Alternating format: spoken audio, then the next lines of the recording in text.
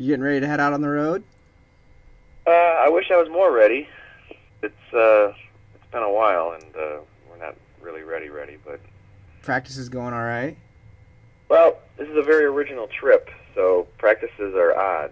We toured. We're doing the shows with Apox, and we did a tour in 2007 with Apox, Yeah. like all of the East Coast, and we decided then that we tried to do it on a super budget, which was sharing band members.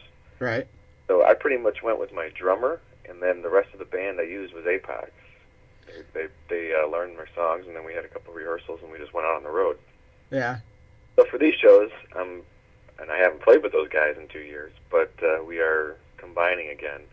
So we're heading up there for the rehearsal before the first show on Friday, and heading up there Friday, and then rehearsing and going right to the show. So kind of an interesting way to do things, but they're total pros. I mean, the last time we played, we did. I did not feel confident like going into it because we didn't have a lot of rehearsals. Yeah. But we immediately as soon as we hit stage, everything just gelled. So I was super relieved after the first show. But Cleveland was our first show, and I remember just being kind of in a complete panic state. But it all came together. They are pros, which they've been in that game so long. Yeah. It's like Jesus.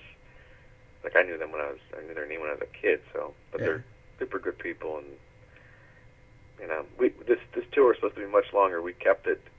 We kept these couple shows just because we wanted to hang out with Apox because we haven't seen him in a long time. Yeah. They're Cool. just good people. We're like friends. So tell me a bit about Project 44.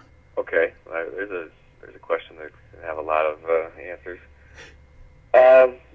The band itself is a constantly evolving project, and not only in sound but in personnel. Since it pretty much has been me since about 2000. Well, when we got signed to Invisible, so 2004. As soon as we got signed, the only person that got signed was me because I wrote all the material. So that kicked a couple people off. Other people could not tour, so the band pretty much then was left with me. So that's when I brought in, on a full-time basis, I brought in Levi from Throatkill, and I brought in Louie from Ministry. And I thought, well, if I'm going to have to start a new band in the studio right now, I better get the best possible people. Mm-hmm. So my old drummer played on some of the tracks. Martin Atkins played on half the tracks. Louie from Ministry played on all the tracks. Levi played on all the tracks. And some of the old guys played on some of the tracks, but that was pretty much their last contribution. Mm-hmm. And then from there, I put a touring band together, which still consisted of Levi from Throatkill, and then Levi's guy that played in Levi's solo band ended up being like the drummer. Went through a couple guitar players, peeled a couple guys off this band called Worm, which now has a digital deal with Invisible. Kind of got them more exposure, and then they ended up getting a digital deal.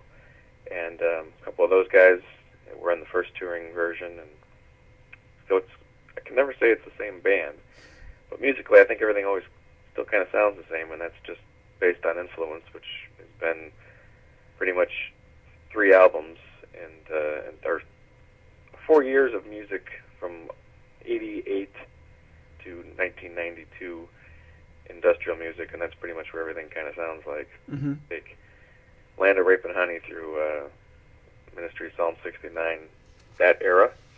Mm-hmm. We haven't moved out of that. So we sound like 20 years ago, and we're not changing. A little bit about what touring is like for you. I hate it. Not a fan, but being in an indie band, you don't make any money from record sales that happen at stores, and I get plenty of very sweet, nice emails. Oh, I bought everything I could on, not just on the Invisible store, but at their local indie store, or someone bought it on Amazon. You can find it 100 different ways to purchase the album, but when you're on an indie band, you don't see that money, and you can go in and have all the discussions you want with the record label, and they'll tell you how you haven't made back the marketing money yet, or you haven't made back the money it cost because they produced the album and mixed it. You're still in the hole for that. you'll never see that money. So the only way I see money is going out on the road, making money from playing the shows, making money from selling the album on the road, selling T-shirts on the roads.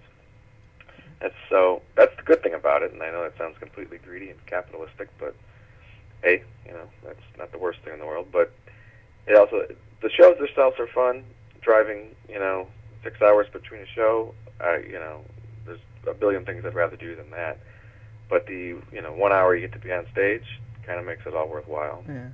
What's it like being signed to an indie label? Do you still have to work a day job to make ends meet? Yeah, when I went in, when I was signed, they were very frank at Invisible about goals and expectations to have. And right away I got to meet some other bands that I guess some people would call successful. Sheep on Drugs were mixing right when I was getting signed, so I got to talk to Lee Frazier a lot. Mm-hmm. I got to talk to the guys from a band called Voodoo, who had a nice run on about 2 albums. All these people told me, you don't expect to get rich off it, which I didn't go in thinking that. Mm-hmm. Unless you were on Invisible and you're big face, you weren't going to be making a living off it. Mm-hmm. Even Cam Lab, who's also on Invisible, Jared has to occupy himself with other things to keep the head above water. So yes, you have to have another job. A lot of people kind of mill around with a part-time job and try and be on the road as much as possible. When I was signed, I was fortunate enough to be at a job where my boss was kind of living vicariously through me, because he's both 2 bosses actually. My direct boss and the owner of the company both were musicians and still play in bands to this day. And they loved hearing stories when I got back from a tour, and they would give me time off that was beyond any kind of vacation time I had, so I could go out for 3 weeks. And you couldn't do that at a lot of jobs. No. During the course of a year, I was able to take 6 weeks off, and it wasn't going to make me lose my job. So I could work from the road a little bit, so I stayed in contact, have a laptop. So I was very fortunate to be in that situation where I could keep a full-time job, be on the road enough to push the album, and kind of live 2 lives, if you will. Right.